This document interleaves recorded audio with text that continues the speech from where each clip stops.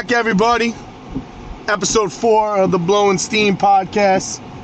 I am your gracious host, Dean Ferrazzo. Episode 3.5, we talked about the importance of mental health. Well, let me tell you something. The Jets are fucking with my mental health today. They are fucking with my mental health. I need to go get fucking psychologically fucking evaluated after today's news. I have a whole jam-packed show for you boys and girls, but holy shit, do I need to blow some fucking steam, no pun intended, because I gotta watch this baby back bitch quarterback from BYU back under center again this week, because Mike White, unfortunately, got the shit kicked out of him last week in Buffalo. Poor kid probably had internal bleeding. He gets the shit kicked out of him last week. And guess what? He can't go on Sunday. So now, here I am, finally fucking happy with the way the team is looking. They fight, even though it was a tough loss last week against Buffalo.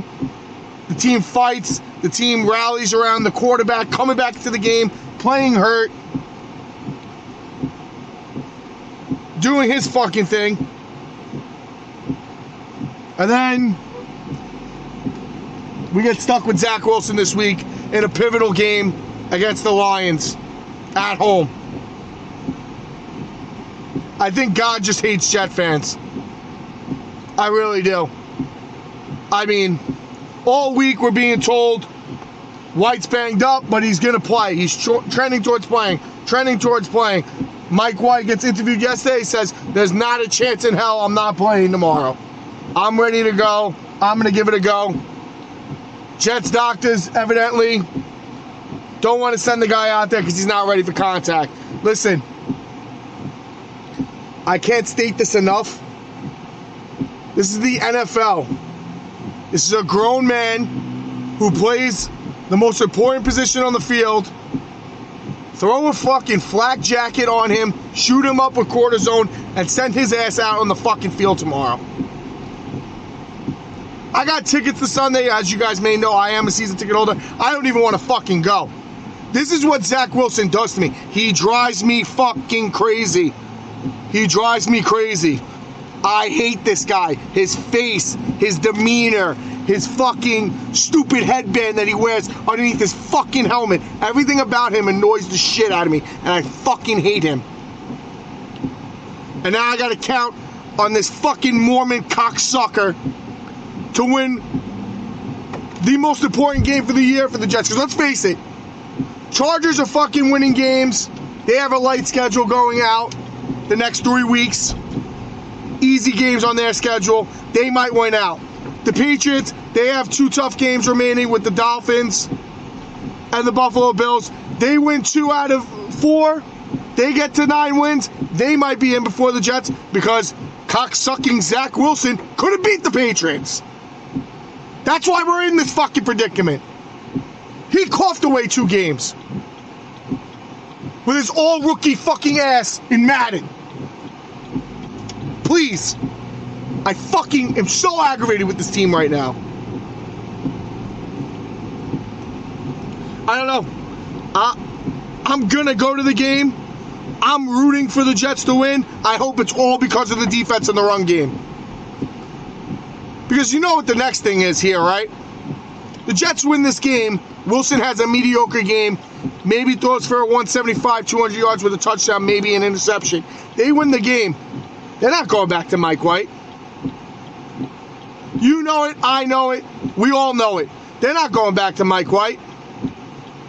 Fucked. Now I got to count on this kid down the stretch to get me 3 more games. No. I'm hoping he's awful. He's awful, but the team wins in spite of him. That's what I'm hoping for. I can't do it. I can't root for the guy. I'm sorry. I tried to. It's something about him. The look, the fucking attitude. I can't stand him. All right? Jesus. I'm about to have a brain aneurysm just talking about this guy. I can't do it. I can't fucking do Zach Wilson anymore. Lions, of course, coming in here on a fucking roll. 6 out of their last 7 games. Or 5 out of their last 6, whatever the fuck it is. Absolutely tearing it up. Goff looking like a Pro Bowler. Amon St. Brown, an absolute dog. They got 2 dogs in the backfield. It's Swift and Williams. Williams, I think, leads the league in rushing touchdowns. The Lions are going to give us problems. I knew that with White playing quarterback, but I was still confident we would win the game. The Lions are going to give us problems, and now with Wilson playing quarterback and trusting that guy to make reads on the worst defense in the league, I guarantee you, whatever his fucking interception prop is, it's got to be at least 1.5. I'm hammering the over. He's throwing 3 on Sunday. I don't know. Every time we think we're out, the Jets just pull us back in. They pull us back into fucking mediocrity and the fucking laughingstock. Clown show. Sending Zach Wilson back out. Oh my God. I gotta calm down. My blood pressure's getting through the roof. I can feel it. I'm getting very aggravated. I'm getting hot. It's a Friday afternoon, Dean. Calm down. Calm down. You're supposed to be enjoying yourself. Got the weekend. But fuck, man. I can't with Zach Wilson anymore. I can't. I know there's plenty of Jet fans out there just like me who can't stand the kid and don't want to see this kid succeed. It's so sad because we invested a number 2 pick in him. So you want a number 2 pick to be your future. But it's just him. It's him. His persona. I want to punch Zach Wilson in the fucking face. That's what I want to do. If I had the chance, I would clean Zach Wilson's clock. So yeah, got horrible news this morning about the Mike White situation, him not playing. The Giants have a fucking tough game too. I mean, they got bailed out last night because, hey Gino, they rode back, bud. They rode back. Let me tell you. Falling off the fucking wagon over there, Geno Smith. First you lose to Sam Darnold in Carolina. And then last night you can't even fucking sniff 14 points. I know San Fran's defense is good. Listen, I think San Francisco, second best team in the NFC to the Eagles. I think that's where we're going to wind up with our NFC Championship game. I think 1 versus 2. Easily. I don't see many upsets in the NFC. So the Giants get bailed out last night. They get some help from the San Francisco 49ers. So even if the Giants lose this weekend, hey, they're still going to retain a playoff spot. I'll take that. If you're a Giant fan, you got to take that. But you want to win the game. Okay? You want to win the game. It's the Washington fucking Commanders. Credit to Ron Rivera and everything he's doing out there. I love Taylor Heineke. Kid's an absolute savage. Tough, gritty. Everything I want in a quarterback is him. Attitude-wise. Instead, I got the pussy from BYU. But the Giants got to go and win this game. The Giants are on a skid. Got to get off the skid. Got to go win this game in Washington. Get you some breathing room. You have the breathing room, even though with the fucking Seattle loss. But go get yourself some more breathing room. Go win this game. You coughed up the game 2 weeks ago against the Commanders with the fucking embarrassing tie at home. Go get a win. They have to win in Washington this week. Coming up, I'll have some NFL picks for you guys. There's a little bit of UFC this weekend, a UFC Vegas card. I like a couple fights that are on that card. But man, did I wake up with a bad taste in my mouth this morning, boy. With the whole Zach Wilson fucking debauchery. How about the Yankees, huh? We talked about it on episode 3. It was 3, right? We talked about it on episode 3. Hey, the Yankees should go out and go get Carlos Rodon. And man, was I in the ballpark with that contract. Give myself some credit playing GM over here. I said 5 years, around $145, $150. Yanks went 6, they went 160. I was right there. I give myself a little pat on the back for that one. I was right there. Great move for the Yankees. Great move. Solidifies that rotation. Cole 1, Rondon 2, Nestor 3, Severino 4, and the 5th spot is the guy they brought in from the Oakland A's, Frankie Montas, who shit himself when he became a New York Yankee. He'll come back to form. Montas is a good pitcher. He just did not perform well after the trade deadline deal that Cashman made for him last season, come to the Bronx. He wasn't ready for it. I think that's what it is when you come from a losing stench organization like the fucking Oakland A's, Billy Beane and his money ball, and the cheap ass organization with the fucking football field as a stadium. When you come from that, and then you're in the bright lights of New York City, playing for the Pinstripes. You know, you go from that lax Cali, smoking weed, surfer fucking attitude to here. You better perform when you come here. I think the pressure did get to Montas last year. I think he does come back to form. He's been a good pitcher throughout his career. He'll come back to form. The Yankees got, I don't know. It's 1A, 1B in New York right now with who's got the best pitching rotation in baseball. I gotta be honest. Both rotations are stacked. Both rotations are stacked. If you're a New York baseball fan, you should be very excited about the moves your team has made so far this offseason. The move I don't get yesterday was Epler going after Narvaez, Omar Narvaez. 1 year, $8 million deal, option for a second year at $7 million club option. Dude, we have fucking 5 catchers. Nito's under contract. McCann, as much as I hate him, he's under contract. Okay? We got the kid waiting in the wings, Alvarez, to be an everyday catcher, 21 years old, the future of the franchise.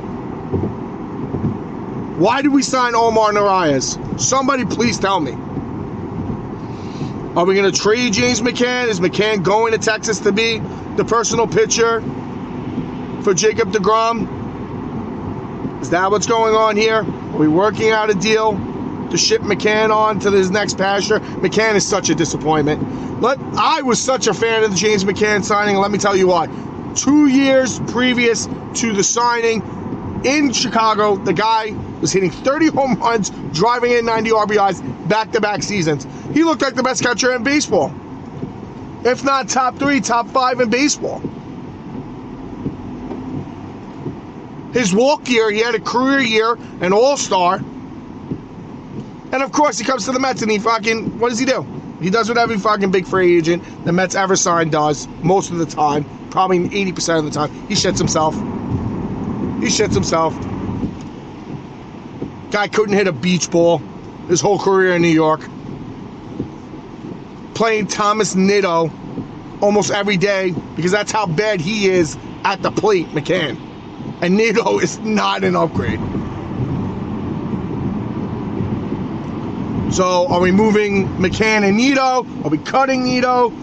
Are you telling me that we're trading McCann, Alvarez starts at AAA, and we're going to have Narvaez and Nitto as our 1-2? Because let me tell you, Alvarez needs to be on the fucking roster opening day. He has to be a cog in the lineup because we didn't go and get any bats so far this offseason for the Mets. So he has to be a key cog in the lineup. Needs to be a power guy for the Mets. All right? Unless you're telling me we're making a move for a bat, he has to be there opening day. I don't want to see Omar Narvaez in the fucking lineup opening day. I want to see our 21-year-old stud prospect catcher behind the plate, catching Max Scherzer and batting 5th or 6th in the lineup, give or take. Not Omar Narvaez. I'm not shitting on Omar Narvaez. Great catcher, has a decent bat, great arm, but we were trying to sell the future here. Beatty, Vientos, Alvarez. If we're not making moves for bats in the offseason, we're selling the future. The kids are gonna play. Don't give me Omar Narvaez. I don't want him. Great backup. I don't want him starting every day for the New York Mets. Please. I have enough fucking headaches with the Jets right now. Get your shit together, Appler. Get your fucking shit together. Going back to the Yankees real quick. The Rodon signing, tremendous. Absolutely tremendous. Solidifies that starting rotation. Like I said earlier. The Yankees still need to figure out what they're doing. These corner outfield spots. We can't run cash. Cash, baby. Please. Yankee fans are begging you. We can't run Aaron Hicks out there in the outfield this year, guy. We can't. It can't happen. We can't run Josh Donaldson out there at third base. It can't happen. Gotta make moves, guy. Gotta upgrade the offense. Cannot have two major holes in your lineup at important positions. Something's got to be done. Cut the weight. Cut them both. Goodbye. If there's no trade value for them, why are you going to be stuck with them and play them and hurt yourself? I don't know what they're waiting on with the Benintendi thing. I don't know if it's because of the injury. They're waiting to see how the injury heals. You know, I'm not understanding why Benintendi hasn't been re-signed yet. That outfield, Benintendi, Bader, and Judge, sign me up. I think 99% of Yankee fans will take that outfield. I don't know what they're waiting for.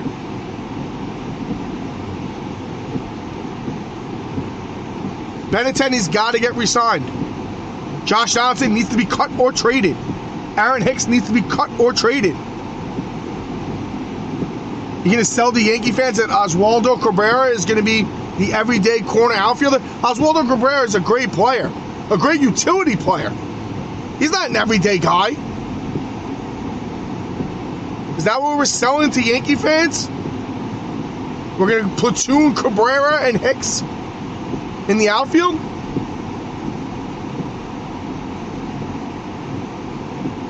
Time to call up Volpe. Peraza's already there. Time to play them up the middle. I said it before, I'll say it again. Gleyber Torres also needs to go. The Gleyber experience, you know, inconsistent as they come. Inconsistent as they come. He has these weak stretches where he looks like, you know, fucking Robinson Cano in his prime. And then he has these stretches where he looks like Robinson Cano. The Met Robinson Cano. The guy who couldn't smell a fucking hit. Could have thrown Robinson Cano a goddamn dodgeball down the plate and he would have fucking swung and missed through it in his career with the Mets. The Yankees have to make moves. The teams around them are getting better. The AL is getting better. Gotta make a move. And you can't play these two guys in your everyday lineup. It can't happen.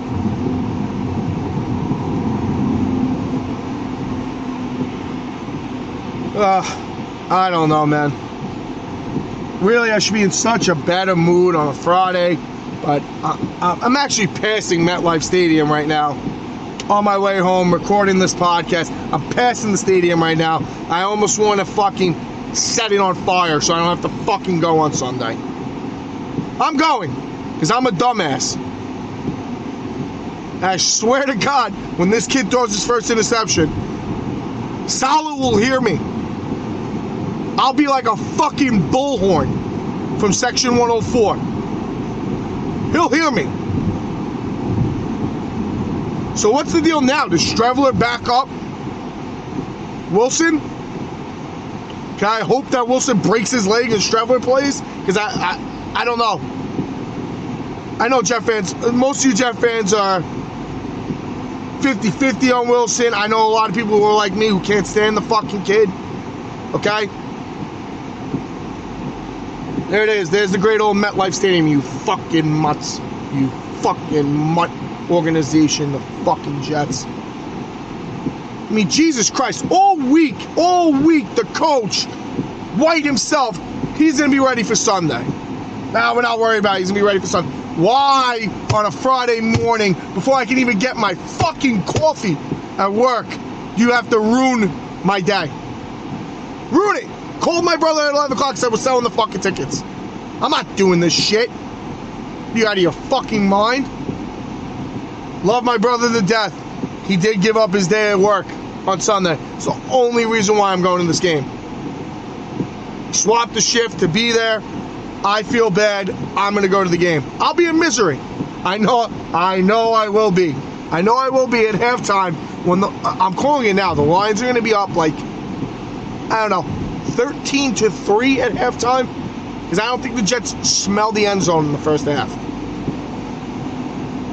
I don't. I have zero confidence. Zero confidence in Zach Wilson. Fuck. What is that line at now? Where are we at now with the line for Sunday's Jets versus Lions game? How to move? Do we take it down off the board? Redo it? The Jets opened up. This is how much. Listen, folks. Vegas knows all. Vegas knows all. Okay? The Jets opened up this week as a -2.5 favorite. The moment Zach Wilson was announced the quarterback, the Lions are now a 1.5 point favorite against the Jets on the road at MetLife Stadium. I mean, does Vegas know Zach Wilson sucks, or do they know he sucks? He swung the line 3.5 points. Pretty fucking impressive, Zach. Pretty fucking impressive. Oh my God. Where am I going to pick? What am I going to pick this week? I have to. I'm going to give you guys a 5-pack of plays this week. You know, I either got to win or I got to lose. I'm not tying like I did last week. All right? So we're going to do a 5-pack of plays. Last week was an abortion in itself. Let's not even get started on that one. Okay? The week 14 picks. Should have been 3-1. Okay? The Chiefs had a 27-point lead against Russell Wilson and the fucking Broncos and blew it. That game got close. That game got real close. Within a touchdown for a long amount of time in the second half. 27-point lead. Thanks, Pat Mahomes. Kermit the Frog sounding motherfucker. Should have been 3-1. We finished 2-2. You know, Geno Smith absolutely shit the bed against the Carolina Panthers last week. Sam Darnold slapped him in the dick. Slapped him in the dick. How crazy is it that the Panthers went out at 5-8? They can win that awful division in the NFC South. Unbelievable. Imagine they fired the head coach, they got rid of all their players, and they have a chance to win the division. Unbelievable stuff. Unbelievable stuff. But here we go. Week 15. BlowinSteam picks.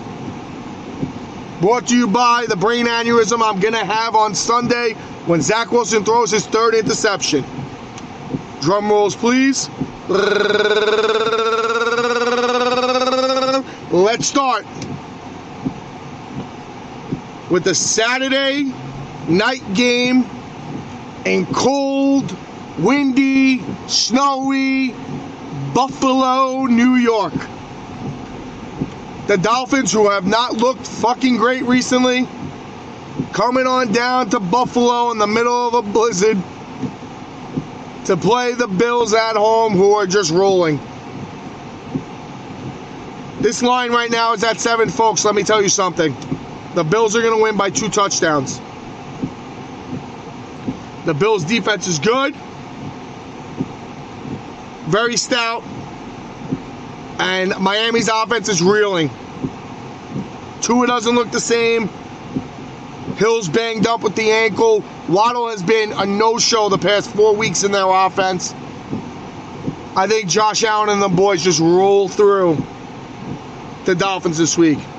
So give me the Bills -7. That's Saturday night, prime time, 8:15 game. I believe that game's on the NFL Network.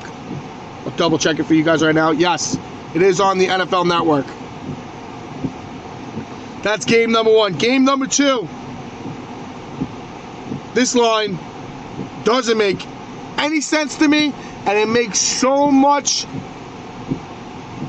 fucking ridiculous,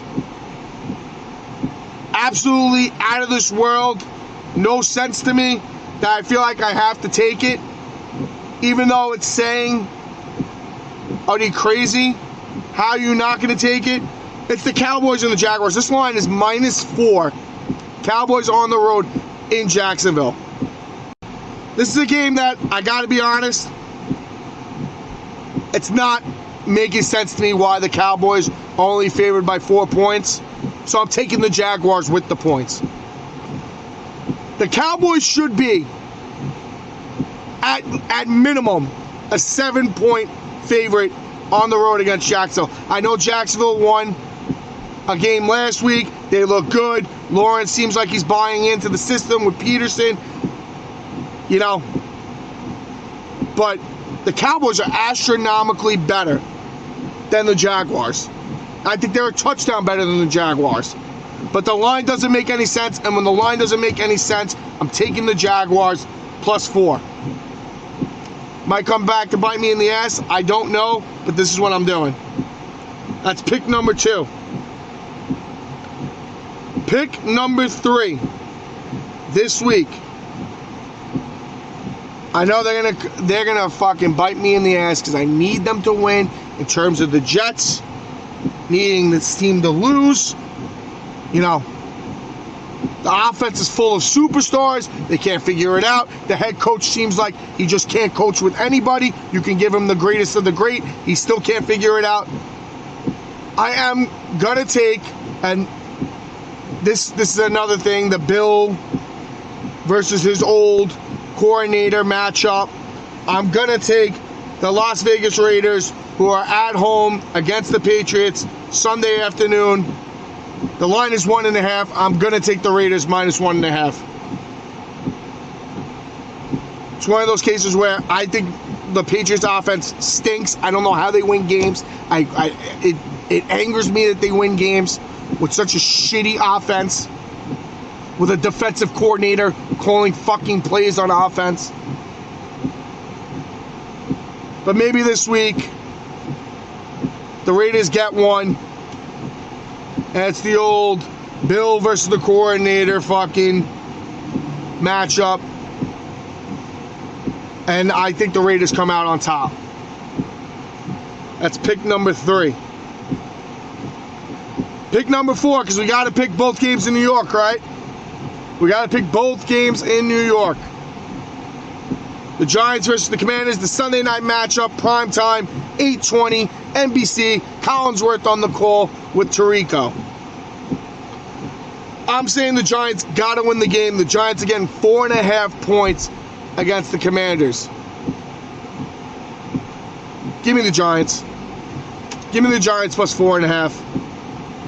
I got faith that even if they do lose this game's going to be closer than 4.5 points. It's going to be within a field goal. It's going to be within a point or 2 points. So give me the Giants +4.5 against the Commanders this week. And this pick, quite honestly, I know I have to pick it because we break down the game. I don't know what we're doing here. Am I going to pick against the Jets? Against the Lions? No, I'm not. I'm not. But Vegas flipped this line. Flipped this line. The Jets were -2.5. I said it before, -2.5 the beginning of the week against the Lions at home. That was when White was suspected to be playing in that game. The line is now flipped to the Lions -1.5. Here's what I want. I want Zach Wilson to be mediocre as mediocre can be. I want the defense and the running game to win us the game. Give me the goddamn Jets. The goddamn Jets. Give me the goddamn Jets plus 1.5. Oh boy, that one's going to come back to bite. I know it.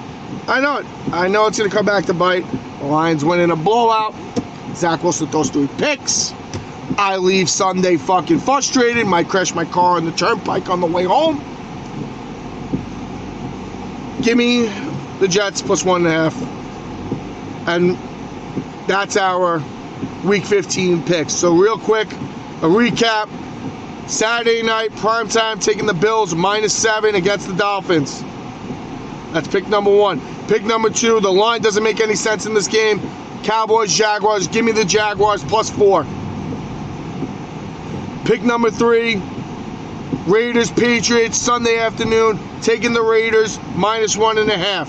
Pick number 4, Giants, Commanders, primetime game, Sunday night, give me the Giants plus 4.5 points. And the pick that's probably going to send me to an early grave, Sunday, MetLife Stadium, pick number 5, Lions versus Jets, give me the Jets plus 1.5. And that's a quick wrap-up of the Week 15 picks, brought to you by the Aneurysm. Zach Wilson's going to provide me once the Jets choke this game away against the Lions. Please, God. Please. We got to win this week. We got to win this week, but we need Zach Wilson to play like shit. That's what we need. That's what we need. Okay?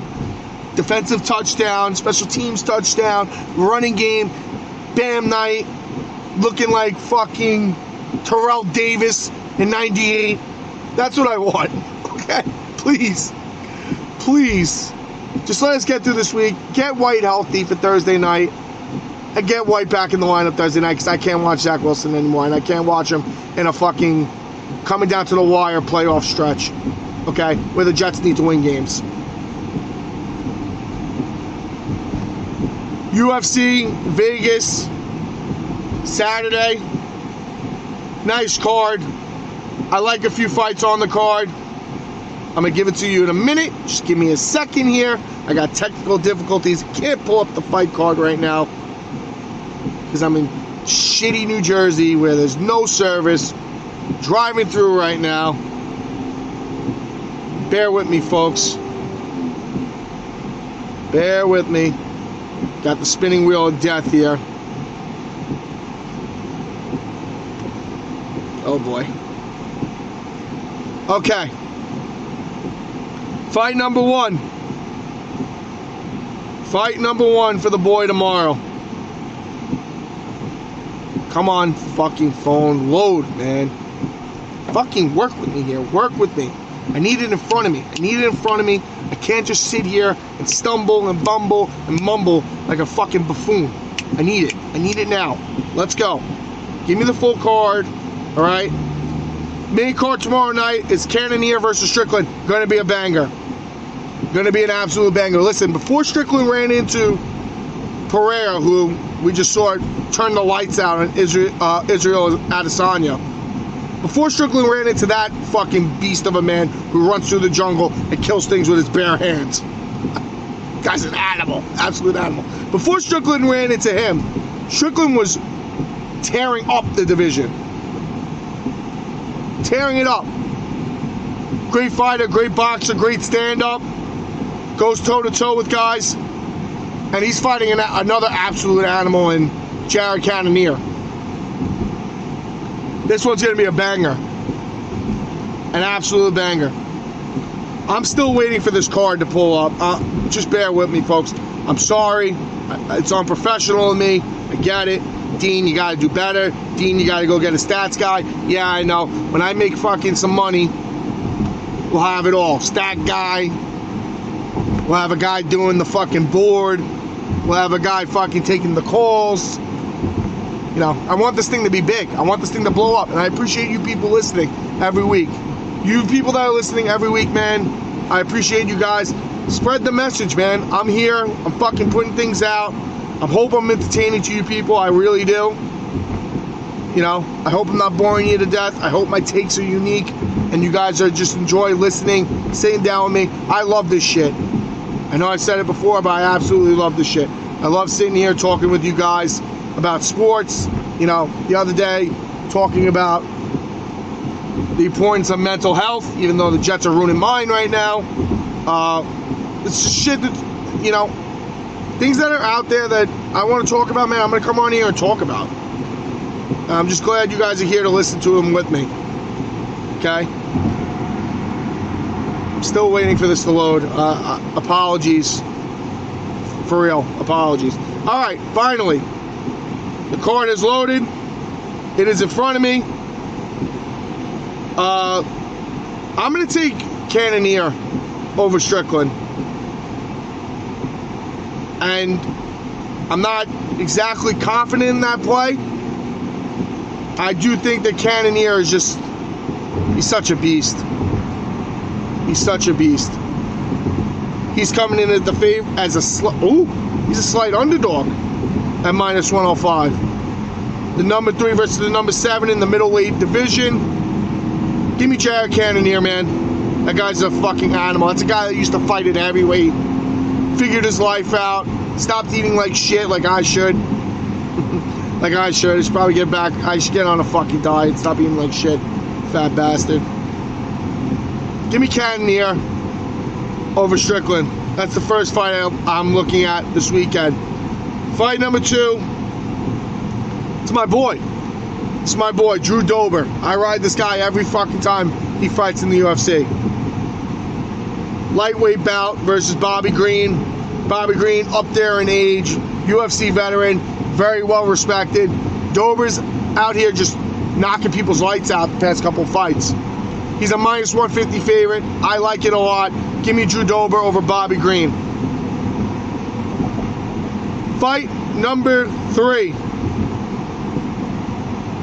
I'm going to take Nurmagomedov, who is an underdog against, I can't even pronounce this guy's fucking name, Kakramanov. Listen, if you can get a fucking Nurmagomedov, a Khabib Jr., as an underdog at any point in your life, you're taking the guy who trains underneath fucking Khabib, okay?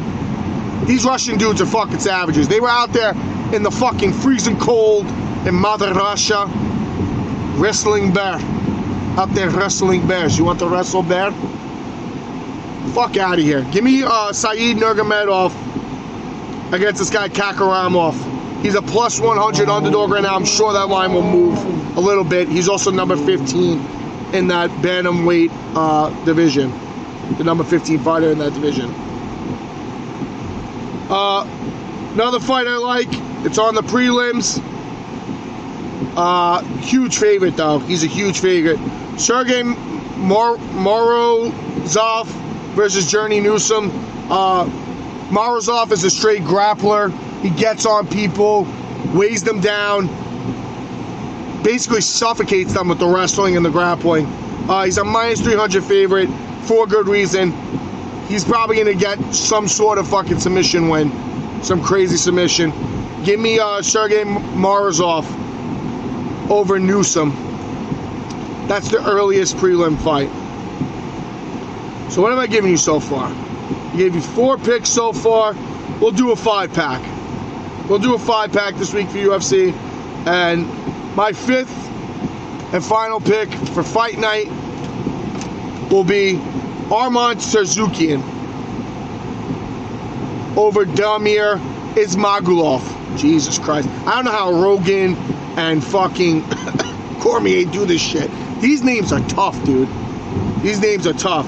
But give me Arman Tsarukyan. That's the number 9 versus number 12 in the lightweight division. Tsarukyan is stud. So is Ismagulov in his own right. But I'm going to take Tsarukyan minus 190. Give me him. And that will complete the 5-pack for the UFC Vegas card at the Apex this Saturday night, 7 o'clock. We'll recap it real quick. Jared Cannonier over Strickland. Arman Tsarukyan over Damir Ismagulov. Drew Dober over Bobby Green. Saeed Nurmagomedov over Saeed Kayub Karmanov. Jesus, what a name. And Sergey Morozov over Journey Newsom. There you go, folks.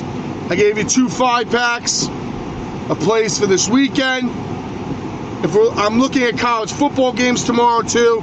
There is a bowl game that I do like a lot, extremely a lot. Way too much, actually. So much that people should just fade and go the other way. Tomorrow at 2:30, Oregon State is a minus 8.5 favorite against Florida. Anthony Richardson, the starting quarterback for Florida, as we already know, or as you may be finding out from me, starting quarterback for Florida, already has told the Florida Gators he will forego the bowl game, and he is skipping this game to go to the NFL draft. Their backup quarterback, John Kitna's son, is a dirtbag. I'm sorry, Dean Julia, I love you. I know you're a big Gator fan. Absolute dirtbag. Kid got caught with kiddie porn on a fucking laptop. So their backup quarterback's not even playing. They're going to the 3rd string quarterback. And Oregon State has been a team in the Pac-12 all year who's just been wreaking havoc.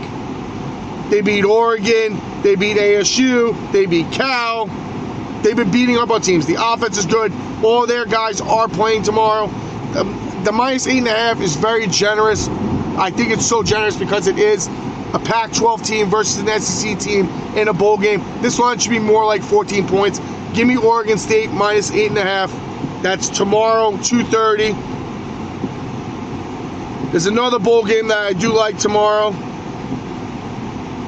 that I'm not going to sell the farm on, but I do like it. And it's Boise State against North Texas. Listen, good for these smaller school bowl teams that get to play in these bowl games. It's great for their programs. From where North Texas is playing and to where Boise State plays, this is 2 different fucking animals. Boise playing everybody. 10.5 is the line. Boise rolls tomorrow against North Texas. Give me Boise minus 10.5. And one more play that I do like tomorrow. Cincinnati's head coach went bye-bye. See you later. He's at a new program, forget where. They're playing Louisville tomorrow. Louisville's offense been good all year. Cincinnati, don't know the status of the kids that are playing in the bowl game, not playing in the bowl game. Interim coaching staff coaching the bowl game tomorrow. Give me Louisville minus 2. And that is in the Fenway Bowl. Ooh, look at that. It's at Fenway Park. Quick recap of college football. Cincinnati versus Louisville. We're taking Louisville minus 2 in the Fenway Bowl. That's at 11 a.m. A bright and early one for you guys tomorrow. All you degenerates out there, wake up, have your coffee, place a bet on the Fenway Bowl. In the Las Vegas Bowl at 2:30, we're taking Oregon to smack the Florida Gators. Line's 8.5. Taking it, running with it. And in the nightcap, we're taking Boise State minus 10.5 against North Texas. All right, folks. Put together a decent show for you guys today. Again, on the road. You know, coming home from work. Doing what I can. Trying to get you guys plays. Trying to get you guys some insight on the things that are bothering me. Things that are causing me to lose my fucking mind. Sunday's going to be an interesting one for me. I might have to do a Sunday recap after the Jets game. What happens if Zach Wilson shocks the world and throws for 300 yards and 3 touchdowns? Am I going to be excited? I don't know. I'm going to be so like twisted inside that I'm not going to know how to feel because I want Mike White to play. And I know that this kid having a fucking monstrous game means White's done. And they're going to play Wilson out. So I don't know. Sunday I may come back to you guys with maybe like an emergency press conference type of thing after the Jets game. Stay tuned for that one. This episode should be up within the next hour or so. Go get your football picks. I just broke down NFL for you, UFC for you, some college football tomorrow. Listen, we're hitting it all. We hit some baseball, okay? The Islanders are playing tonight. Let's get a win against the fucking Coyotes who play in an arena with 4,000 people. Okay? Let's not lose like the game that I brought my father to for the first time. His first game at UBS against the pathetic Coyotes, and we lose fucking 3-0. Let's not do that tonight, Islanders, all right? Let's show up in Phoenix and take care of business. All right, boys? The one thing I didn't touch on that I want to touch on real quick, the Knicks are on fucking fire, ladies and gentlemen. 5 in a row. And everybody who said they didn't like the Jalen Brunson signing, suck his fucking dick. Suck his dick. Jalen Brunson is fucking balling. And he's playing at such an elite level. He's going to be an NBA All-Star this year. The numbers aren't going to lie to you. 31 minutes a game. He's fucking averaging 20 points a game. He's shooting 46% from the field, 33% from 3. Okay? The rebounding numbers are at 3.3. The assists are at 6.5. The Knicks fans were bashing the fact that we actually signed a true point guard. We haven't had a true point guard in fucking forever. We signed Brunson and everybody hated it. I think I was like one of maybe fucking 2 or 3 people I knew who actually liked the signing when they made it. Brunson's a stud. And he's got the Knicks playing at a fucking high level. They're playing the Bulls tonight, going for 6 in a row. And how about Julius Randle? He's back into fucking form. And you know why? He's in shape this year. Julius is in shape this year. And he's not doing the stupid bullshit where he's getting the ball in the post, ISO up, wasting the time on the fucking shot clock. He's pulling up from 3. He's hitting successfully. I mean, this year from three-pointer, Julius Randle's shooting 34% from fucking 3. He's leading the team at 3-point field goal percentage. Julius Randle's back, okay? I'm not going to say the Knicks are back. The Knicks are playing fucking very well. I hope they continue to play well, okay? But Julius Randle's back to that MVP season form where everybody in New York was chanting he was a fucking MVP because he was playing like one. He was playing out of his fucking mind every night, okay? Randle's back into form. The Knicks look good. Brunson's a stud. Yeah, I even hit a little bit of NBA for you guys. I'm all over the map today. This was a great episode. I hope you guys love it. Like, subscribe, share the podcast out on your social medias. Do me a favor, get the word out. BlowinSteam is coming, baby. It's coming. I want to be a top sports podcast in no time. I love you guys. I'll probably be back Sunday night with a gun to my head with an emergency press conference about how bad the Jets suck and I hate Zach Wilson. But until then, I'll talk to you guys soon. It's been a blast as always. Bye-bye.